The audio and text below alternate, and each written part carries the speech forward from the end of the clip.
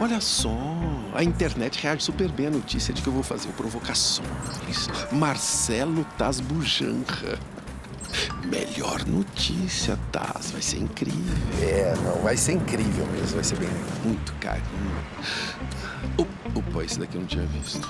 O legado de Abujanra não merecia esse golpe. Sempre tem um hater, né?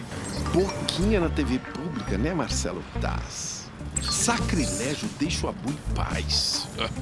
Isso é hater. Eu tô acostumado, isso não me abala. Eles nem sabem da relação que eu tive com o mestre Abu.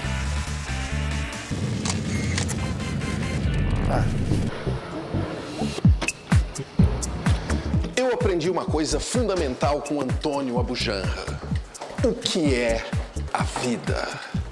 A vida é minha e eu estrago ela como eu quiser.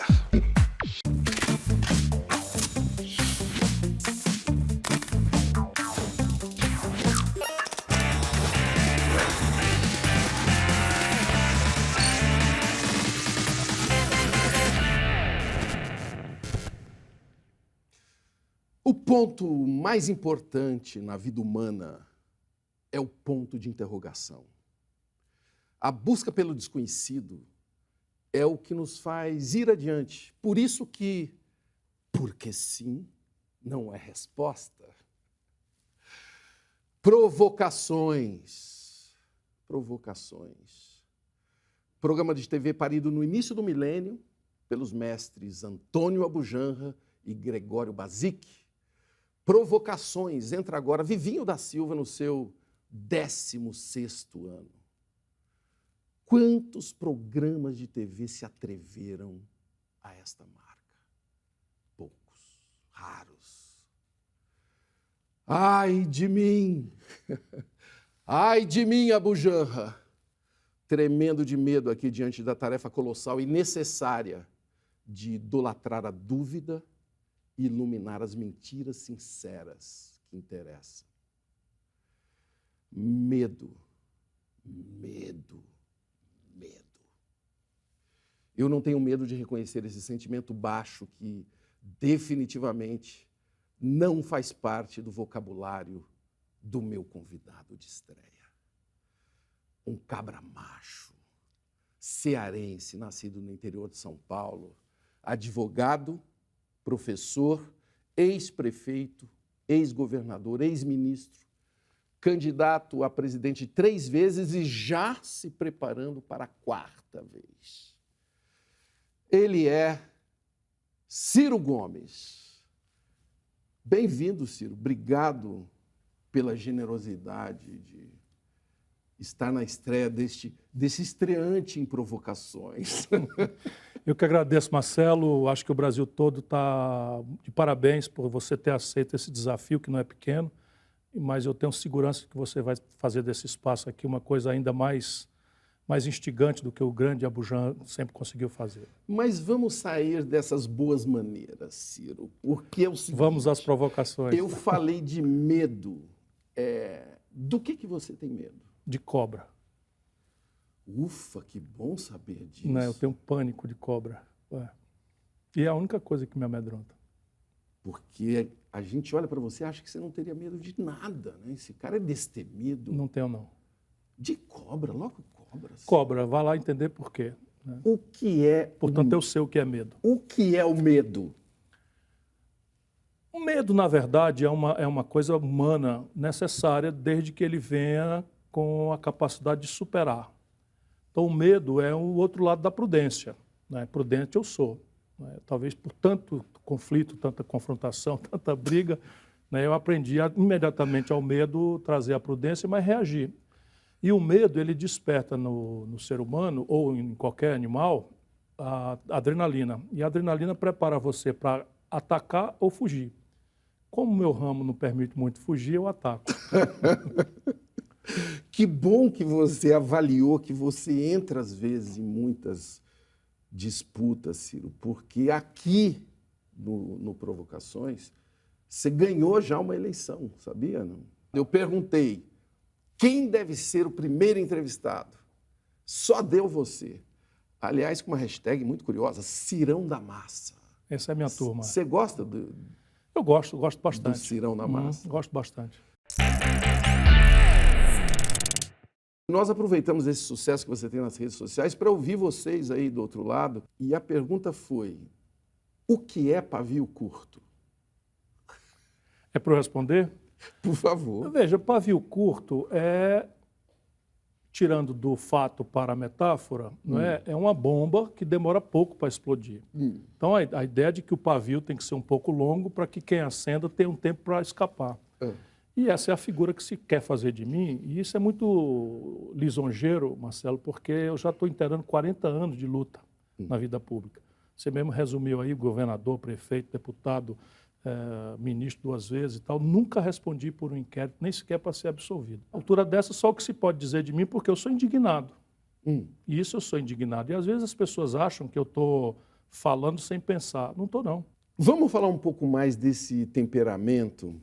17 anos atrás, te perguntaram qual o papel da sua mulher, você respondeu que falou sem pensar. Na mesma hora, você consertou essa sua fala, falou que tinha sido, enfim, uma infelicidade. Mas a mídia e os adversários, uma parte da mídia, né? E os adversários gostaram dessa sua escorregada e essa história ficou. Toda a campanha ela volta, né? Que você falou que o papel da mulher era dormir com você. Ainda mais vejam que mulher é essa que eu tenho o privilégio de conhecer e ser amigo, Patrícia Pilar. Imagina se esta mulher, alguém iria falar com ela e ela iria aceitar esse tipo de coisa. Mas até hoje tem gente falando nisso. O que esse episódio te ensinou? Veja, me ensinou muita coisa mesmo, porque o ambiente onde eu vivo não é um ambiente honesto, é um ambiente desonesto. Por regra, é um ambiente desonesto e eu fui editado. Foi uma grande bobagem, já me desculpei por isso, e não custa nada me desculpar sempre que alguém lembrar, que é a única resposta para quem fala uma bobagem daquela. Mas, na verdade, eu vinha de uma sequência em que eles programaram a mesma pergunta. E eu sempre respondia, ela é tudo para mim, e é uma inteligência privilegiada, é minha parceira, é minha companheira, é meu amor, etc. Além do mais, fiz a besteira de falar, aí uma zangado. Hora... Editaram. Agora, isso não é... E aí você aprendeu o quê? É isso que eu queria entender. Hoje mais malícia, você pensa mais mais antes malícia, de falar? Claro. Tanto que para recuperar uma coisa dessa, precisa ir há 17 anos atrás. Se você é candidato, é porque quer ser. E se você quer ser, isso é um aprendizado. Veja, eu tinha 30 e poucos anos, eu tenho 61 agora. Né? Não é brincadeira, mas você continua candidato, né? Não, eu posso ser candidato. Evidentemente, com a minha experiência, não posso, de um lado, mentir dizendo que não quero ser. Já fui candidato 3 vezes. De outro lado, sabendo o que vem por aí, você vê uma alta combustão, um alto incêndio, não sei o que vai escapar. O Rousseau, um filósofo suíço, falava que os que falam muito sabem pouco e os que sabem muito falam pouco. Quem resumiu melhor foram os originais do samba, aqui de São Paulo, que falaram, falador passa mal, rapaz. Ciro, você é falador? Eu só tenho por ferramenta de luta, Marcelo, a minha língua. Então, veja, um filósofo dizer isso está de bom tamanho. Um ditado popular dizer isso também está de bom tamanho. Mas um político cuja tarefa é formar opinião, é organizar o movimento, ele tem que falar. Ele não escapa da língua. Não tem perigo, porque senão se omite. Olha só, no próximo bloco, dai-me coragem, Santa Clara, porque o papo vai ser política raiz.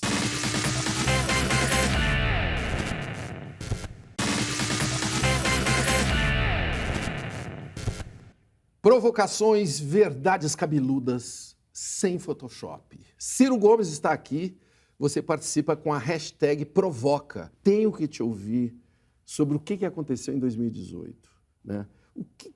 O que aconteceu naquela campanha, assim, além daquele sensacional Cabo Daciolo? O grande movimento que havia dominante, ainda é verdadeiro hoje, é o antipetismo. Parte justa, pela esculhambação, corrupção, mentira, etc., e parte injusta, porque também tem aí uma parte que é exagerada. Mas, enfim, esse grande movimento significava o que é que o povo brasileiro estava procurando. Quem era o mais tosco, o mais simples, o mais fácil de ser entendido como intérprete do antipetismo, decolava. Era o Bolsonaro. Né? É evidente que nenhum de nós políticos achava que o Bolsonaro se aguentava, porque ele é muito vazio. Olha, vocês vão ver. Você não botava fé que ele ia Ninguém chegar? botava, ninguém botava. E acho mesmo que ele foi para diante por conta da facada. Porque a facada acabou dando a ele uma razão verossímil para ele não ir para o debate onde ele seria esmagado. Agora, tem gente que acha que não foi nada disso, Ciro. Tem gente que acha que o Bolsonaro se elegeu por sua causa. Por minha causa. Eu quero saber o seguinte, em algum momento, mesmo que seja assim, por um segundo, lá em Paris, você já se sentiu culpado pela eleição? Nem remotamente. É só você olhar as pesquisas. Você pode achar, se você é um fanático petista, é a mesma coisa do bolsomínio. Então, o Bolsonaro pode andar pelado na rua, ele vai relativizar isso e vai explicar, vai achar uma explicação grandiloquente. Assim virou fanático do PT. Só que eu já engoli merda em nome deles demais. Muita? Mas muita. Qual? Vamos lá, Dilma número 1, Dilma número 2. Eu, se ninguém sabia, eu sabia que a Dilma não tinha experiência de nada. E quando nomearam o Michel Temer, eu denunciei, é só procurar no Google de novo. Eu denunciei, porque o Michel Temer sempre foi um chefe de quadrilha, rouba há mais de 30 anos. Ciro, você é um provocador. Você está chamando a Dilma de merda. 1 e 2. Não, peraí. A Dilma é uma senhora respeitabilíssima. Estou falando que o governo dela foi um desastre transcendental e o PT apaga. Não, para deixar muito claro. Eu me lembrei agora nessa nossa conversa, o seu irmão, o Cid, ele gerou uma frase que, se não entrou pela história, pelo menos entrou para os trending topics da internet, que é Lula tá preso, babaca. Né? Uma frase que... Reagindo, veja bem como é pirado o petista descalibrado. O Cid, contra a minha opinião, resolveu fazer campanha para o Haddad no segundo turno. E, ao fazê-lo, foi para uma reunião da petezada. E aí começaram a insultar o rapaz, o Cid lá aderindo, querendo ajudar, foram lá, o senador mais votado do Brasil. Aí apoiar. Querendo apoiar. Aí eles foram lá e tal, não sei o quê. E aí ele avisou que o Lula estava preso e chamou o cara de babaca. Agora, eu preciso saber de você. O seu irmão diz, Lula está preso, babaca. Na sua cabeça, o Lula deveria estar preso? A sentença que o condenou é frágil. Evidentemente que ela já não é mais uma sentença, mas um acórdão da segunda instância, e agora o STJ, pelo menos, dá uma pista, terceira instância, de que protocolarmente ele está condenado.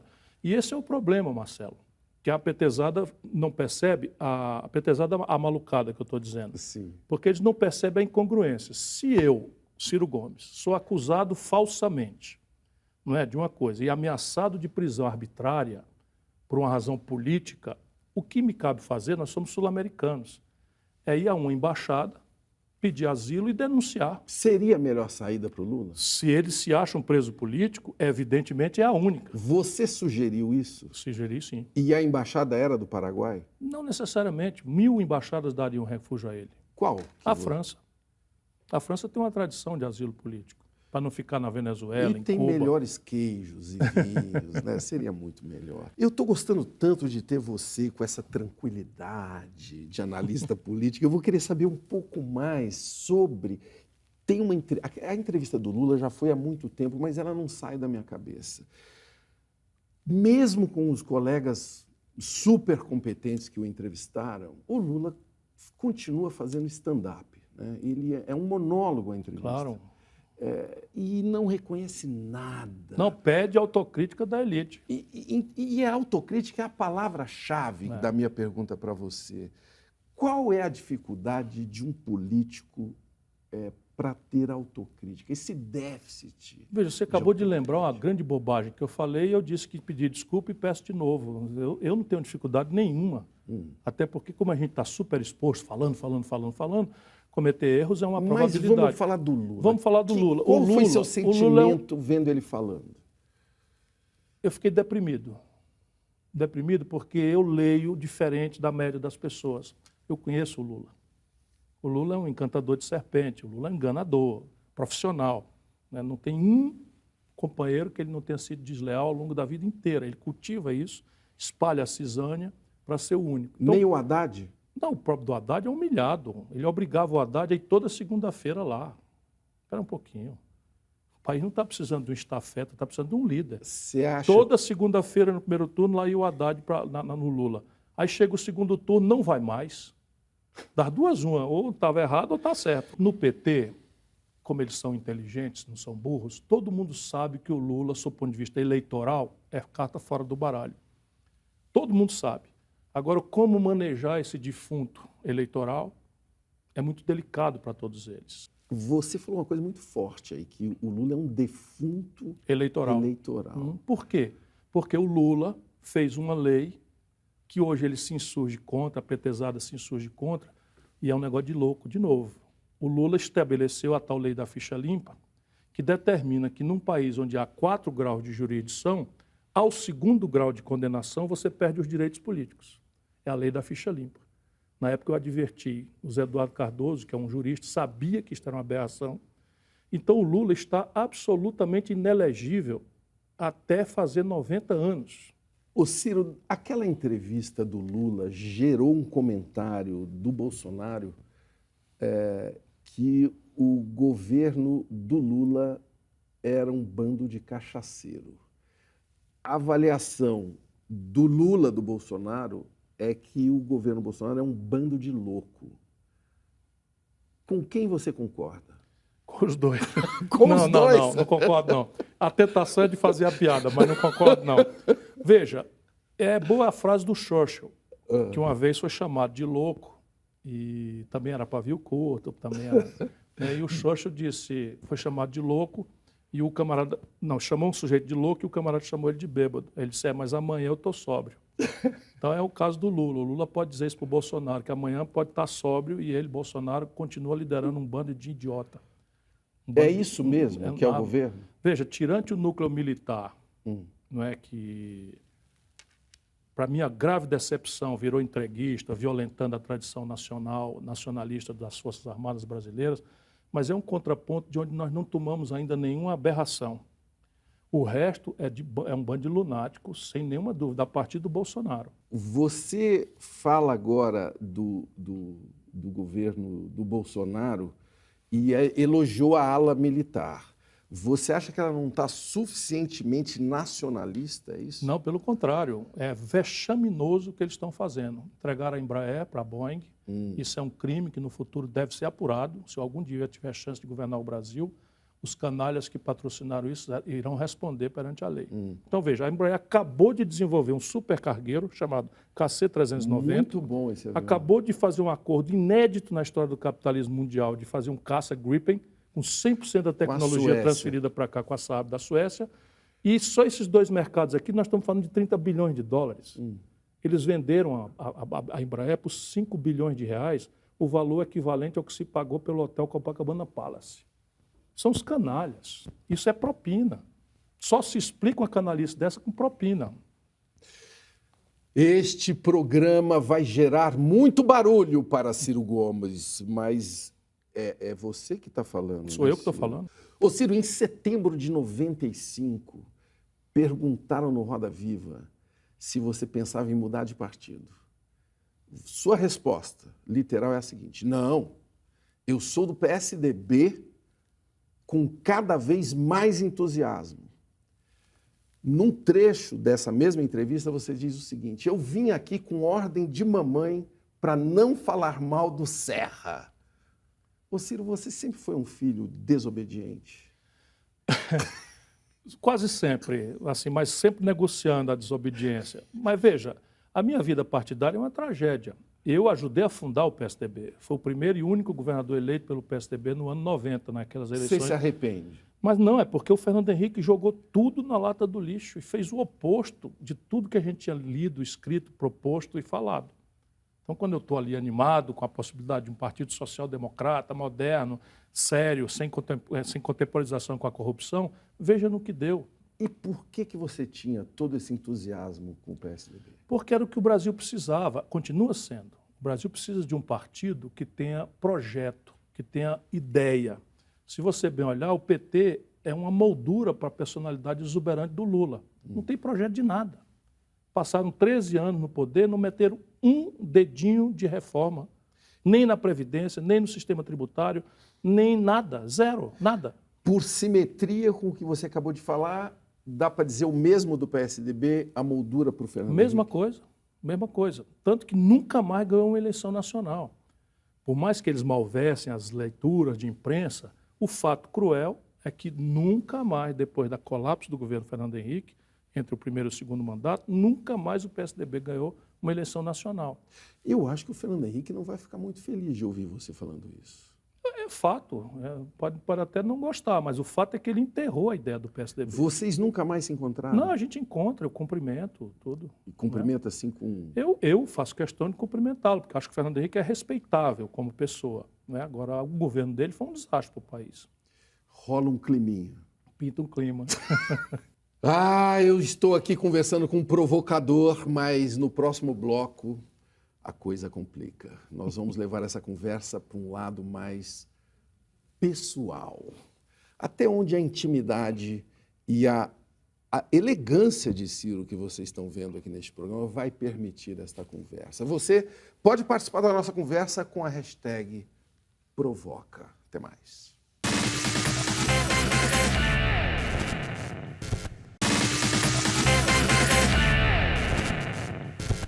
Tem muito homem que tem inveja de você.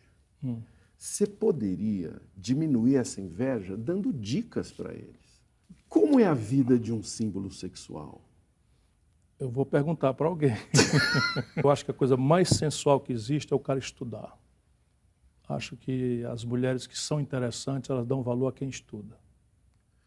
Rapazes, o cara é um craque, hein? Hein, pessoal? É só isso. Eu acredito que E sim. um sorriso ajuda também. O sorriso ajuda sempre.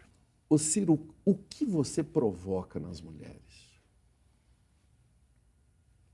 Veja, eu acho que essa coisa de estudar, não é, de ser firme, de dar exemplo do que fala ao invés de só falar, eu acho que isso não é só mulheres, eu acho que isso talvez seja a coisa mais... Nos homens também. Sim. A maioria esmagadora das pessoas são jovens, as pessoas que estão comigo hoje. Isso é o que mais me agrada, inclusive. Você consegue ouvi-los? Consigo, permanente, todo dia. É evidente que daquela forma É fragmentária. difícil ouvir? Às vezes, sim. Né? Você tem que falar não sei o quê, vai lá no Marcelo, não fala do PT. Isso foi hoje. Não fala do PT. Desobediente. Eu vou falar o que ele perguntar. Ele então. desobedeceu a mãe e não vai desobedecer o pessoal que está em volta dele.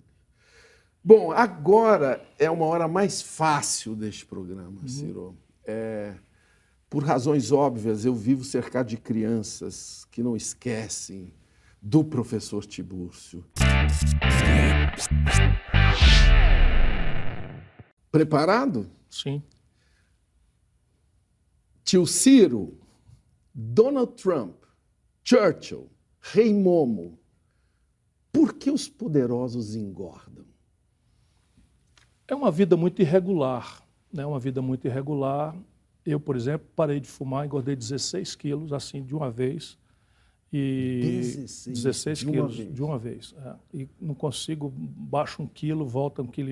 Então, mas é assim, bebida, que acaba tendo uma recorrência também. No caso do Churchill, era bastante pesada. Gin, né? Ele tomava gin e tomava conhaque.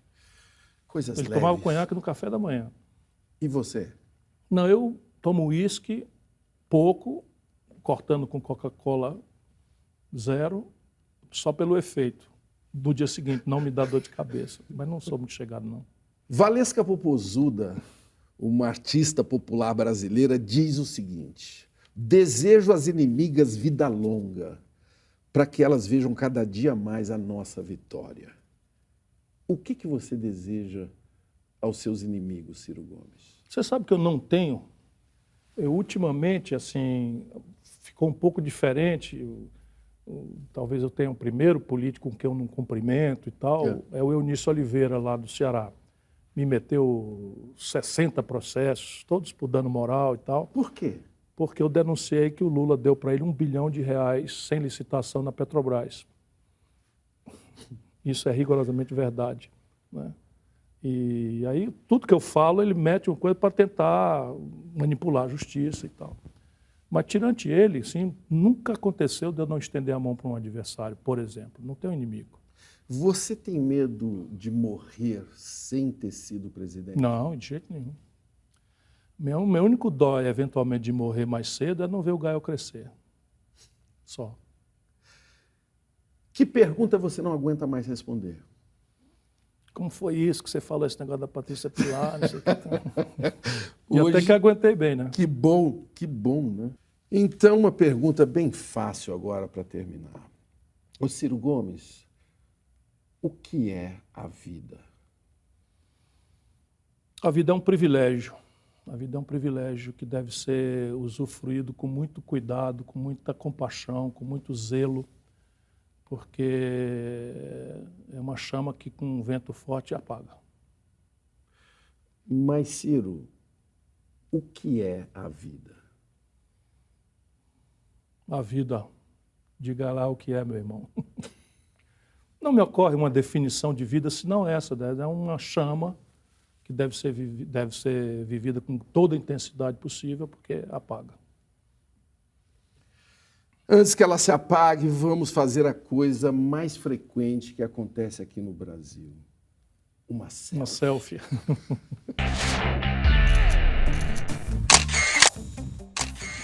Ô Ciro, quem você vê quando você tira uma selfie?